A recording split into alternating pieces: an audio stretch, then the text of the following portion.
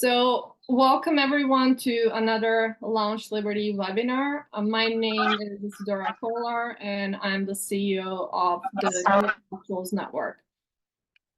For those of you who don't already know about NIN, we are a US-based nonprofit focused on empowering emerging leaders in establishing new pro-liberty nonprofit organizations by offering comprehensive training programs as well as diverse skill building opportunities. Our guest today is a fairly new friend of mine, but someone that I really came to like in a very short amount of time we spent together. It's Federico Fernández, who's the CEO of We Are Innovation, which is a global network of 40 plus think tanks and NGOs. He is also the founder of Fundación Internacional Bases, and he chairs the International Conference on the Austrian School of Economics. Federico has also been featured in prestigious publications such as The Economist, El País, and Newsweek. And he also delivered many inspiring speeches and lectures across 3 continents, authored numerous scholarly articles, and co-edited several books on economics. So while Federico and I are talking, you guys can send in your questions in the chat box, or you can ask him your question directly at the end of our conversation. So thank you for joining us today, Federico. Thank you very much, Isidora, Angelina, for the invitation. I'm very happy to be with you today. I really admire what you're doing, so thank you very much. Thank you so much. So the first question that I want to start with is, what is your origin story in the Liberty movement? And how did you come to join the movement? And why did you in the first place opt for a career in the nonprofit sector? Well, that's a long question. Let's say I'll try to be brief. You know, the dark origins. Let's say it has to do with I am originally from Argentina. Our country is a complicated country, and I was, let's say, when I was 18, 19 years old. I was quite dissatisfied with the state of the country, but I couldn't understand exactly what was going on and how to solve the problems that the country had. And I heard somebody presenting a book on TV, and a gentleman named Alberto Venegas Lynch. And I thought he was crazy, but I couldn't stop thinking about what he said. So I bought his book, and after that, I basically could not stop. And by the end of the 2000s, Argentina went into a difficult, very, very hard crisis. And there was a presidential candidate that was very classical liberal that tried, let's say, to save Argentina from that crisis, and he was ejected from the government because he tried, So I started. Let's say I entered his party back then as a member of the youth wing, just because I wanted to support him, not because I wanted a career in politics, which is, by the way, perfectly fine, but it was not something I was interested in. And in that party, I met a lot of people who eventually became the founders of Fundación Internacional Bases. Because, let's say, after the elections, unfortunately, we ended up third in the elections. We did very well, but we didn't win. And we stayed in the party for some long, but really, we were not very much into politics. We just really wanted to help this gentleman at that point in time. But we became very good friends, but also in the framework of the party, we did a lot of things. So we wanted to continue doing something together for classical liberalism, for the ideas, but not necessarily in politics. That's why we started a foundation. And in my case in particular, I really, let's say, I always thought that an NGO it's a great platform to the sky is the limit, really. I mean, of course, there are limitations. Of course, finances are always a big limitation, but that's it. The rest is what you and your creativity and your team and the passion you have, what you can do. And I always found that fascinating, particularly when you're young, when you're, let's say if you go into corporate life, there are limitations that you will have. There are certain steps you will have to go, and in other careers as well. And that was not part of the, let's say, the nonprofit, the NGO life, and I found that really interesting for me.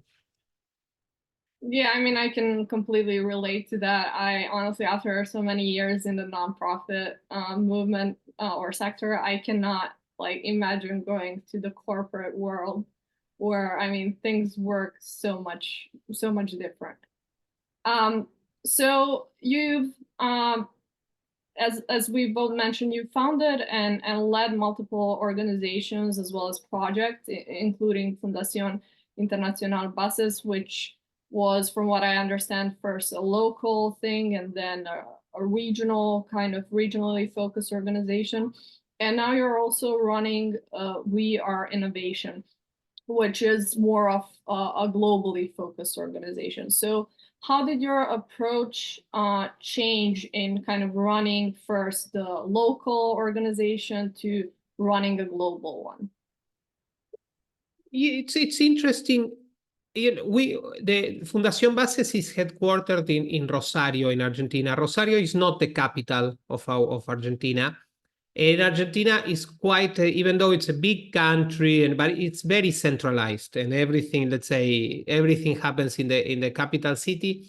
So we always have that push to try to expand in other ways, because what we could do in Rosario alone would have a low ceiling, because, let's say, politically speaking, the major decisions of the country do not happen in our city. Our city is not even though it's probably the second city of the country, is not even the capital of our own state. So we always had that push to try to establish alliances with other groups in the country and then in the region. And so that, let's say, was something, but of course it grew organically and in time. Now, I mean, comparing to what we were doing at the beginning and now, particularly with We Are Innovation, I mean, on the one hand, we saw internationalization as an opportunity, and let's say that ethos, I think, has remained with us and with everything we do.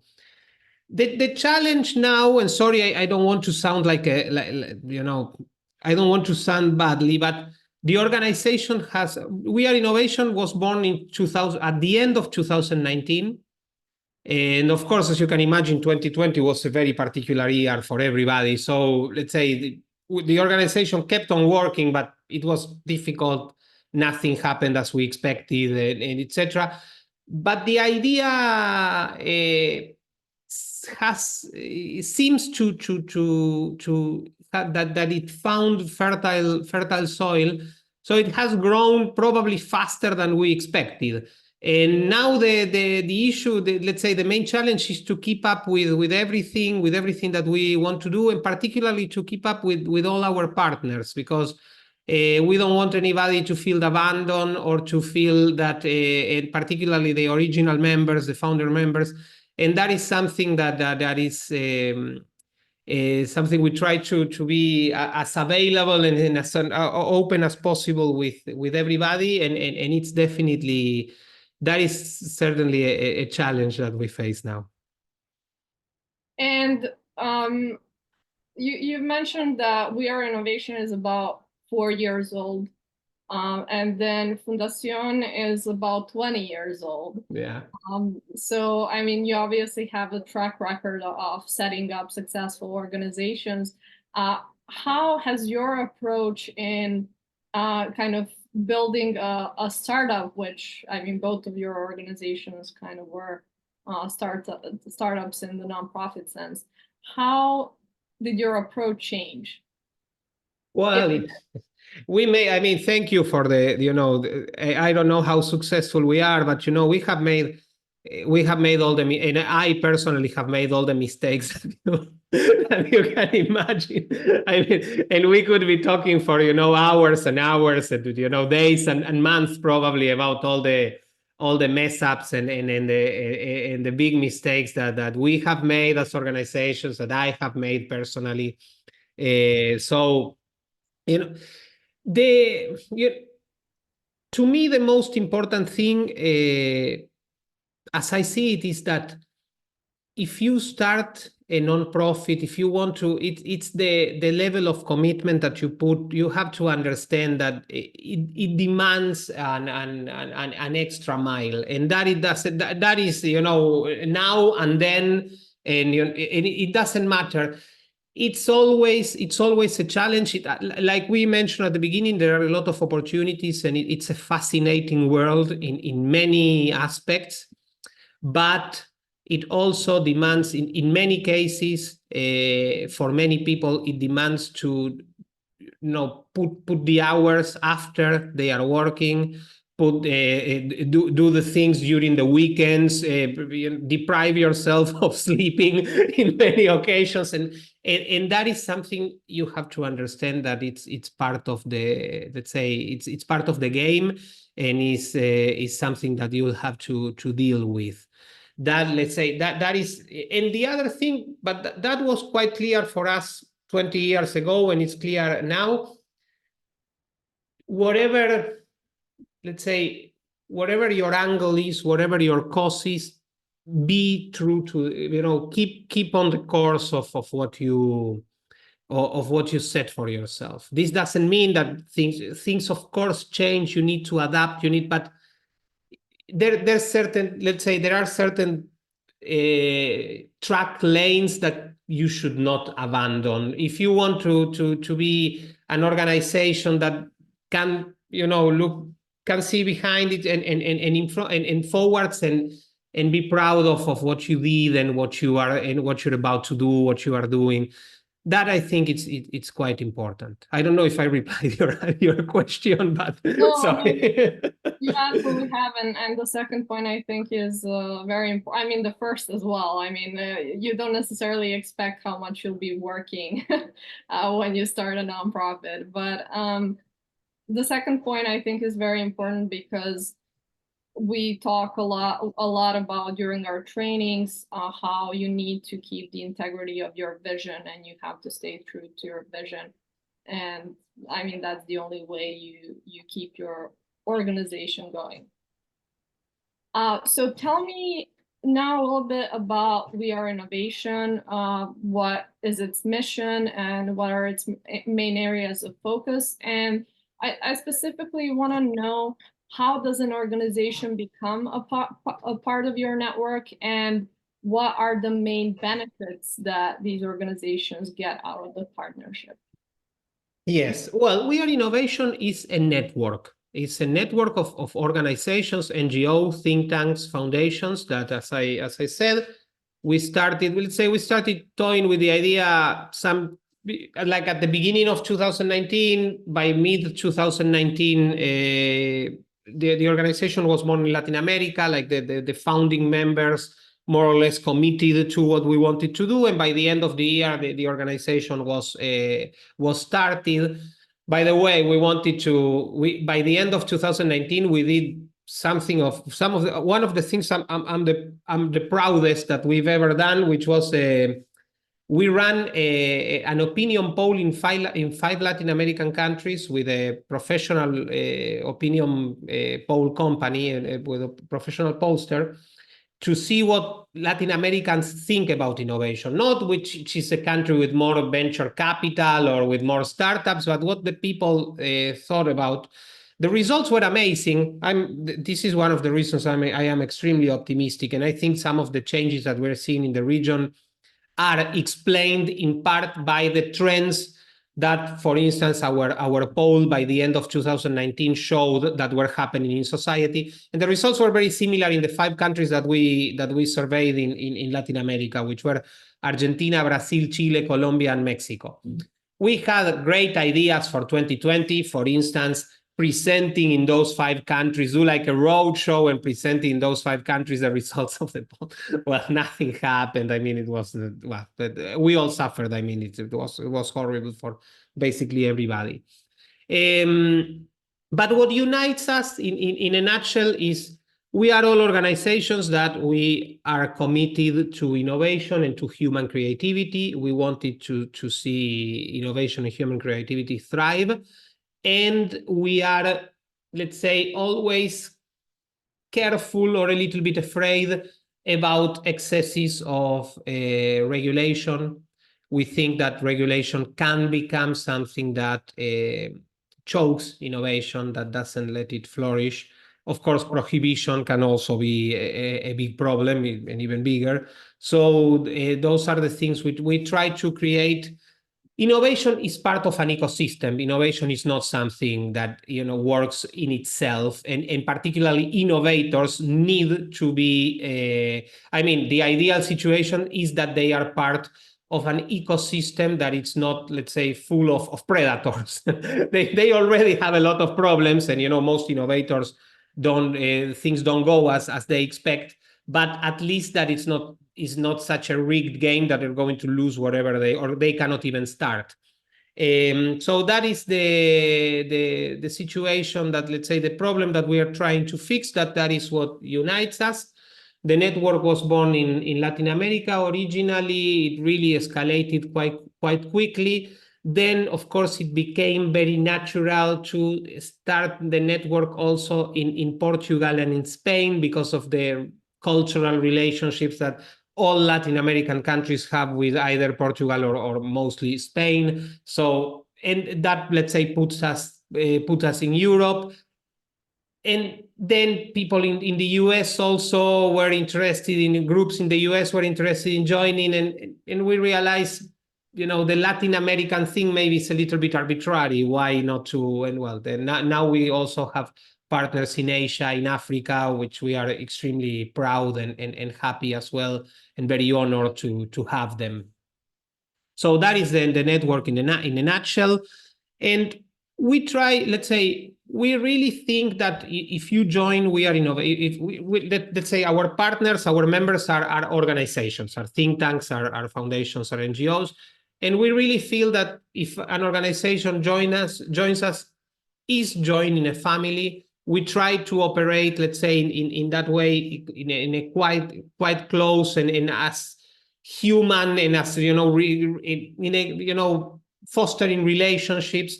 One of the things that I enjoy the most of We Are Innovation is to create links and connections between our members that go beyond the organization itself and what we do with We Are Innovation. This, by the way, I learned from my work at the Austrian Economics Center, particularly with an event that happens mostly in Europe, but also in the US and Latin America, which is the Free Market Roadshow. And the Free Market Roadshow was great in many ways, is still great, please, it's still happening. But one of the things that was amazing was that it created a lot of connections, particularly among European think tanks, and it fostered connections that transcended what the Free Market Roadshow was and was trying to achieve. It did that, but it did also other things. And that, I think, is something extremely valuable. And we are trying to replicate that also with the work we do in We Are Innovation. And the kind of work that we do is that if we are doing something, for instance, in Serbia, we want to do it with a think tank or with a local partner, because we think, firstly, the locals are the ones who know the ground, who know people who are known there.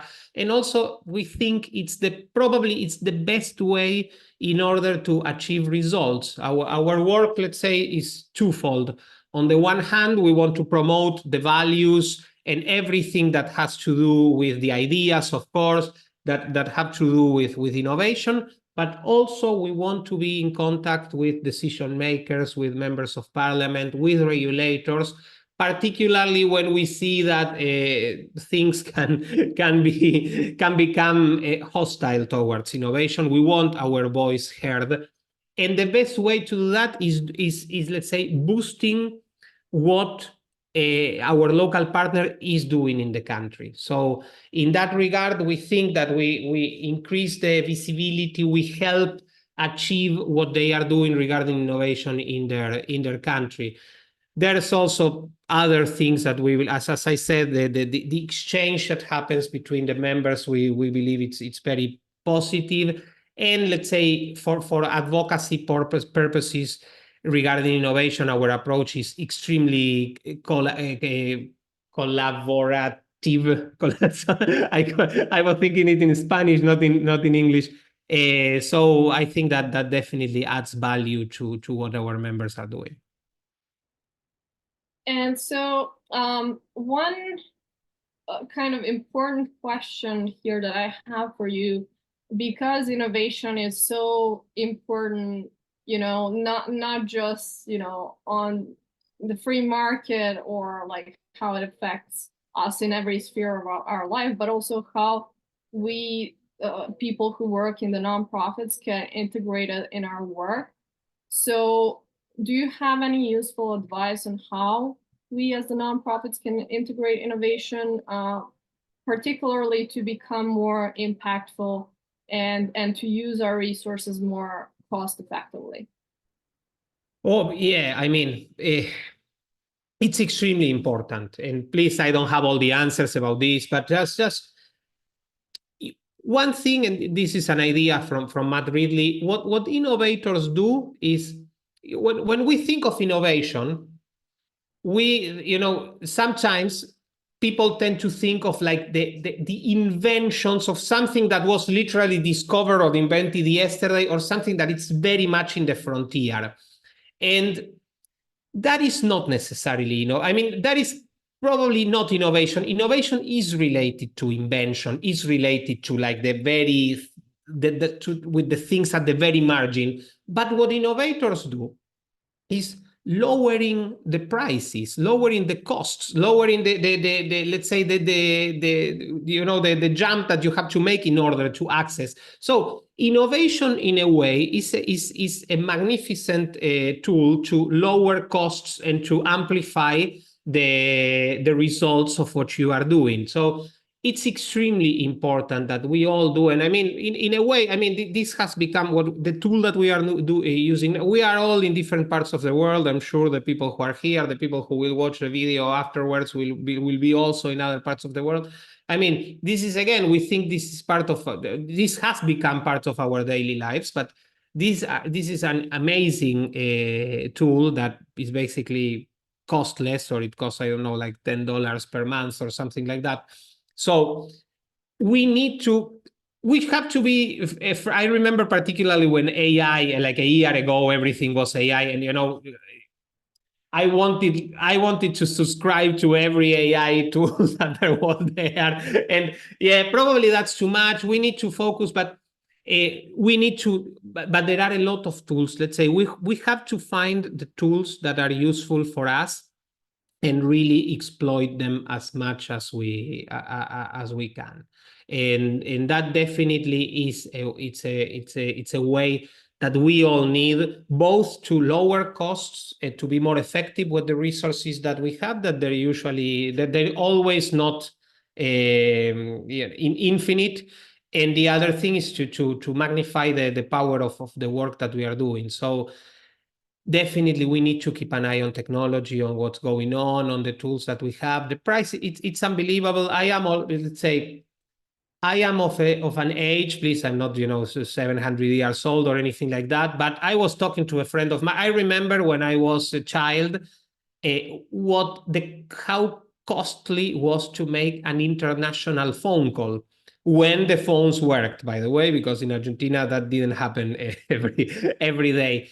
And now we are doing all this for free. Now I can talk to people. So this is magnificent. This is, by the way, a reason to be totally optimistic. And let's say we need to be aware of the tools that exist, and we need to put them in action in our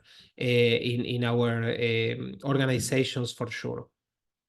Yeah, I think all of the AI tools, and every day there's something new, and I expect it to kind of grow and for new tools and more kind of advanced tools to be developed very rapidly now. But it's incredible how much time you can save by using different AI tools if you know how to use them properly. So I absolutely agree. I think this is super important for our movement to be more effective. Yeah. So Yeah. AI first, let's say, like, at one point the mantra was mobile first. Now it's AI first for sure. Yeah. Again, this doesn't mean that we need to use all the AI tools that exist. Some of them are very bad, by the way, because it's just they are trying to catch customers and just take their money for a couple of months. But there are a lot of amazing tools. One thing that we really enjoy using is MetaHumans. We have done some videos with MetaHumans. We will continue doing them, and they are amazing. These are like, I don't know how to synthetic. I don't know. It's like AI generated humans that you just to make a video and with animations. It's amazing. I mean, we have a particular member of our team that makes these videos way nicer than the tool allows. But even with the tool itself, it could be very easy, and it's extremely easy to use. And this is amazing. I'm fascinated. Every time we do, I ask people, what do you think? Is this a real human or a fake human? And it's becoming more and more difficult to find out where the line is. Yeah, obviously there will also be a lot of challenges there, but ultimately I think a lot of stuff out there is actually going to be very, very helpful, and it already is. So I have a couple more questions before we move on to the audience questions. So one thing that I'm interested in is, what's one upcoming project that you're really excited about right now? Of Bases or We Are Innovation, correct? Yes. Yeah. Well, a couple. We are doing a lot of work regarding flat tax, and this makes me extremely optimistic. We are both working in Argentina in particular because of the changes that have happened in the country, and we feel that now there's fertile ground for trying. Argentina desperately needs a tax reform because Argentina is a tax hell with all the ingredients that you can think of. At the point that one of the biggest consultancy companies, I don't remember if it's Deloitte or McKinsey, have published not that long ago that the fiscal pressure of the tax pressure of Argentina is more than 100% for companies. So I mean, you would have to, if you paid all your taxes, you would have to consume, let's say, your savings, which is it's absolutely insane. So we're working on that, and since we started this work, we registered that members of the partners of We Are Innovation. This is a work that we're doing between Fundación Bases and We Are Innovation. Partners of other partners of We Are Innovation and non-partners are extremely interested in the idea. So we probably will escalate it to something more. We will keep our efforts in Argentina, but we will try to be more, let's say, systematic in the work that we're doing around the globe as well regarding flat tax, because we think it's a very pro-growth and innovation-oriented way of raising, for the government to get some revenue. We're very much influenced by what Estonia is doing, and we think this is an interesting way to proceed. Of course, the taxes should be very low, fair, and easy to pay, and the flat tax, well implemented, checks all these boxes. We are also going to we have been, and we will be very busy during this year, organizing screenings for our latest documentary, which is titled How Sweden Quit Smoking, and will be in a lot of parts of the world. We can talk about that as well. But let's say we are very much interested in innovations that have a very positive and deep and very clear human effect, that they really change the lives of people in a very tangible way. And we think there are now alternatives that can help people quit smoking. We are please, we are not prohibitionists. It's not that we want to ban cigarettes or anything like that, but cigarettes are not good. That's the reality. I'm not going to buy cigarettes for my children. So now there are alternatives that can allow people to, thanks to innovation, to consume nicotine without destroying their heart and their lungs. So that we're, let's say, very much into that. And also, as you mentioned very kindly, this is the 20th anniversary of Fundación Bases, which, you know, says a lot about my age. I always say that I started the organization when I was 5 years old. So yeah, 5 or 6, I don't remember. But yeah, we're turning 20 this year, and we'll do something quite big in Argentina, hopefully to be announced very soon. So we're very excited about that as well. Well, I look forward to that announcement for sure. And all of your projects seem super exciting. So I will for sure be following closely what you guys do. So one last question that I have is, and this is kind of a tough one. If you could give like one biggest advice to the nonprofit leaders who are just starting out, who are just starting to build their own organizations, what would that advice be? Yeah, it's a, you know, take it with a grain of salt. I mean, and also remember that really we have made all the mistakes in the book. So you know, but I mean, this is something that I try to infuse in everybody I know, I work with, particularly with my colleagues. Motion generates emotion. I know this sounds like a cliche, you know, or a stupid saying, you know, that, but I am an absolute believer about this. And if you are starting, it's extremely important. You know, being there is half of the battle. Sometimes just to be at the right place is what you needed. But you know, if you were not there because. So really, it's extremely important to network, to try to use the tools and the opportunities that organizations, that the New Intellectuals Network is offering. So that is extremely important. And sorry, this is not propaganda for you, but really, this is extremely useful that an organization like this exists. And also be constantly moving, be part of events, being there, doing things, contacting people. It's really, it's 75 of the secret. The rest, it's some aleatory random things that may or may not happen. And, you know, pick yourself up after you mess up. That's basically it. Oh, that's great. That's great. I mean, pick yourself after you mess up. Well, absolutely. But the networking, I think, is incredibly valuable, and especially when we're kind of new and don't know that many people. And the growth often comes from those kind of networks and partnerships and the people we randomly got to know along the way. So. Exactly.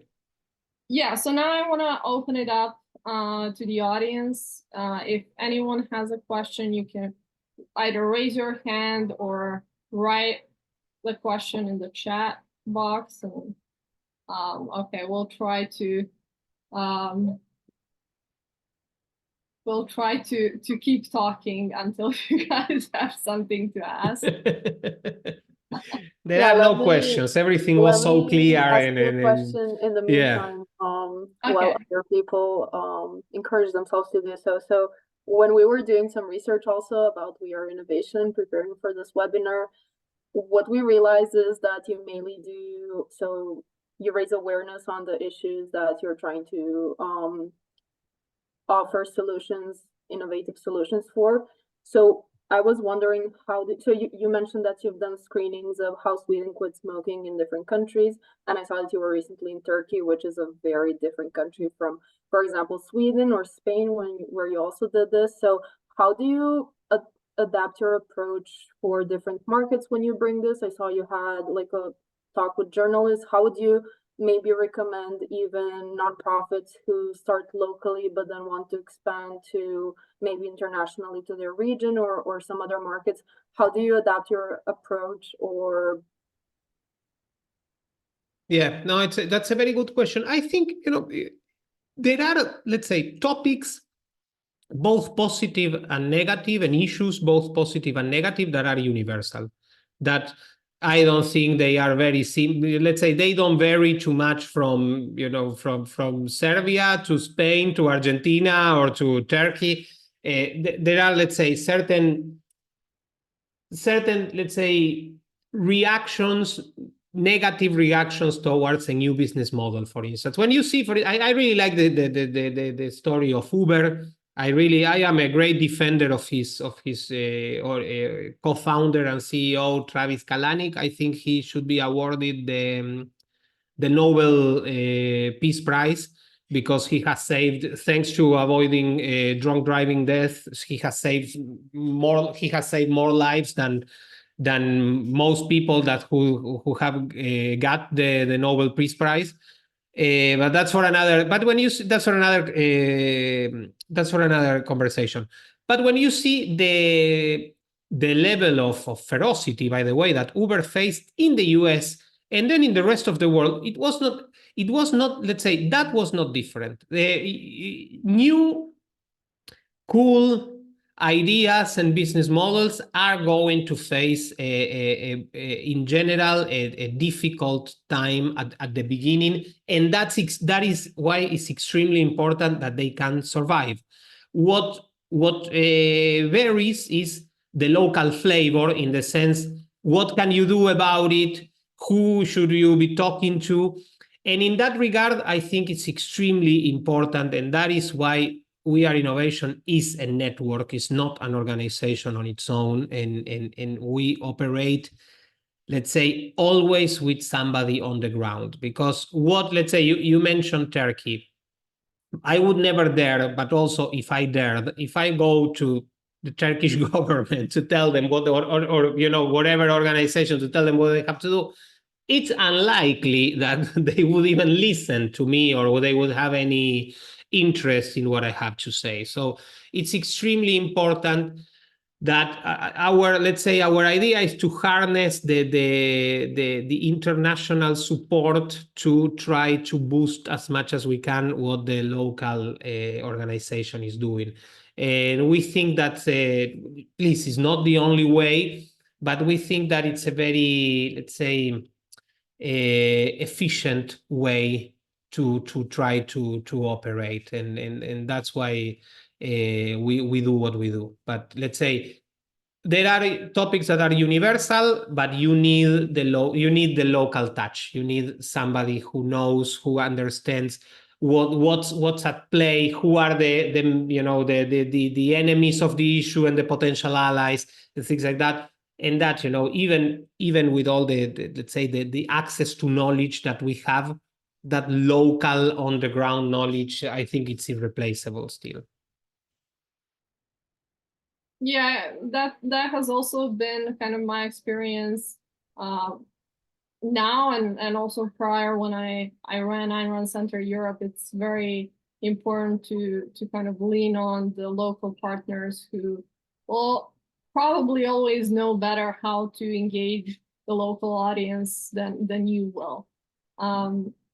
So let me see if we have any questions. Okay, do you guys want to ask anything? If not, I still have a few of my own. Okay, so one question that I have is, you've mentioned that you're active in Europe, in Latin America, in the US. What about Africa? That's where a lot of our audience comes from. Do you have any partners there, and do you have any experience with working? We have one partner in Africa, and we are happy to, let's say, we are a very open organization.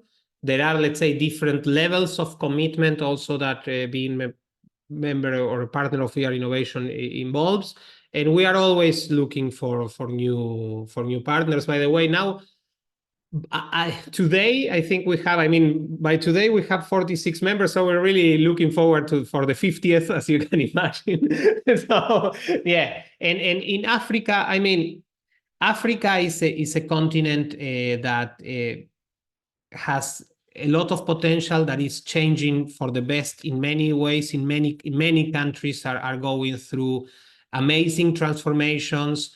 A lot of young people and a lot of the workforce of the world is going to be in Africa for the next decades. So it's extremely important that ideas that are linked to free markets, to the defense of innovation, to the defense of human creativity, to the defense of the the individual prosper there, because that will mean that Africa will prosper and the people there will prosper. Absolutely, and I have so much, not just hope, but also expectations from all of our partners and students from Africa who are really doing some amazing work there. Okay, so last chance for anyone to ask a question. If not, you know, I can always put you in touch with Federico if you're interested in joining. We are. No, they have to buy me a VR. Okay, David.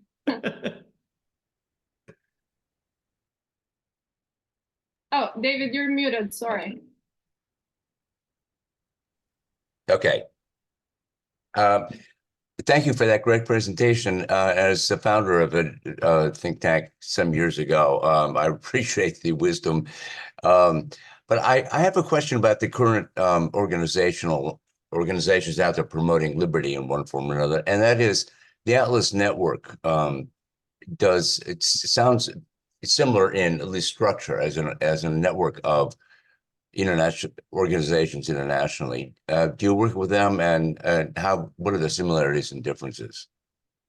Yeah, we work with Atlas. Definitely, we know them very well. The main difference, let's say, is that we are innovation is focused on innovation only. We are, let's say, a very, let's say, themed oriented organization, and everything we do has to do with innovation.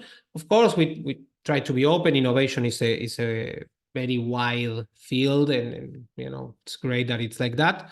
But that is the main difference. What unites us is the defense of innovation, and not all the members. Of course, you know, there are certain organizations that could not be members of We Are Innovation, but most of our members tend to be free market, free trade oriented. Some, just a minority, are like more of very technical think tanks that deal with topics regarding innovation, and also we're very happy to have them. For instance, a group that is focused on digitalization of public administrations.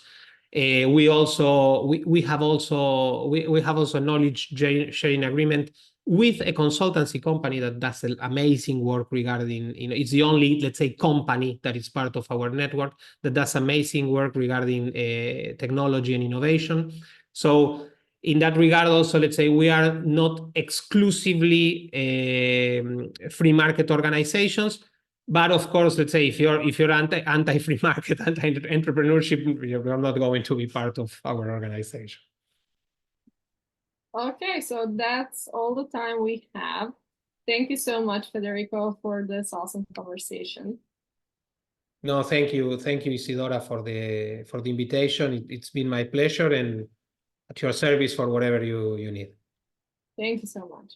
And thank you everyone else for joining us today. And if you guys want to learn more about how to navigate the liberty movement and the nonprofit sphere, make sure to follow the New Intellectuals Network on our social media. including Instagram, Facebook, LinkedIn, and YouTube. We'll soon be announcing new opportunities on our social media and on our website, and we'd love to see you back at one of those programs. So have a great rest of the day, and bye. Thank you.